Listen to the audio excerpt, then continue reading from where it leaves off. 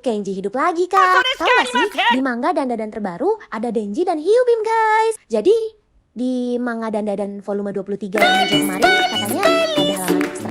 Dan ada scene badai hiu yang berterbangan di langit gitu.